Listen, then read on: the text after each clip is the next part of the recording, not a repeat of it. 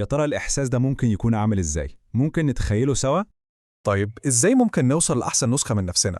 في اللي جاي ده هنشوف مع بعض خريطة طريق واضحة جدا لرحلة تحول مدتها 80 يوم بس.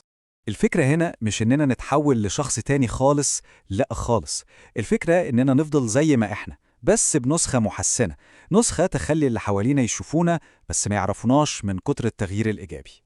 طب النسخة الجديدة دي شكلها إيه؟ يعني بنتكلم عن كاريزما أعلى بكتير، ثقة بالنفس صعب تتهز، الأداء في الشغل بيتحسن والحالة النفسية بتبقى أهدى، الناس نفسها هتحس بوجود مختلف وهتنجذب ليه، والأهم من ده كله إحساس بالرضا والسعادة مع النفس. وهنا بقى النقطة اللي تهمنا كلنا. التحول ده في الحقيقة أسهل بكتير من ما معظم الناس متخيلة. خلينا دلوقتي نكسر شوية حواجز وهمية ممكن تكون واقفة في طريقنا. أول خرافة بنسمعها دايماً هي الوقت. كتير بيفتكروا إن أي تغيير حقيقي لازم ياخد سنة كاملة، بس لأ، الحقيقة إننا بنتكلم عن حوالي 80 يوم بس. دي مدة كافية جداً عشان نبني عادات جديدة وتثبت. الخرافة التانية هي الفلوس.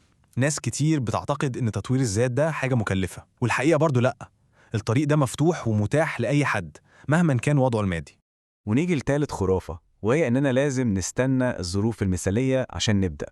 مفيش حاجة اسمها كده، الرحلة دي ممكن تبدأ من أي مكان وفي أي وقت وتحت أي ظروف. طيب إيه بقى النقطة الحاسمة؟ هو في شرط واحد بس مفهوش أي نقاش عشان نبدأ رحلة التغيير دي. وهنا بقى مربط الفرس. الرسالة الأساسية واضحة جدا: ابدأ دلوقتي. مش أول السنة، مش أول الشهر، مش يوم السبت، لأ، حالا. قوة الرحلة دي كلها في قرار البداية الفورية ده. يلا بينا نشوف الموضوع ده بيتبني إزاي. هنستكشف مع بعض الطريق نفسه، وهو عبارة عن خطوات بسيطة لكن تأثيرها قوي جدا. المطلوب بس إننا نختار منهم 7.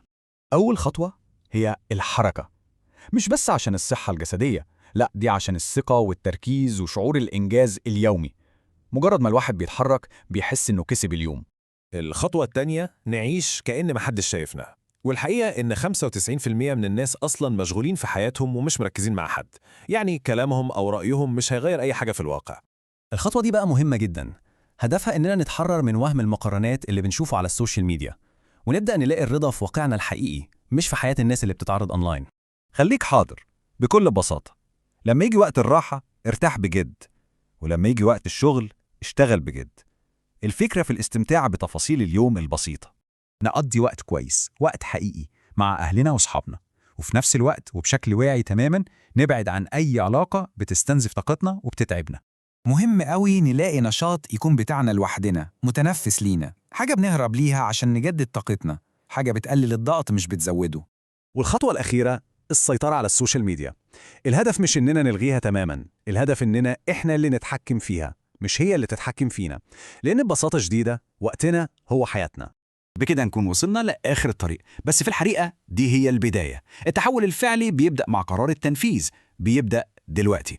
وخلينا دايما فاكرين الموضوع كله عن التقدم، مش إننا نكون مثاليين. المهم إن العجلة تفضل دايرة.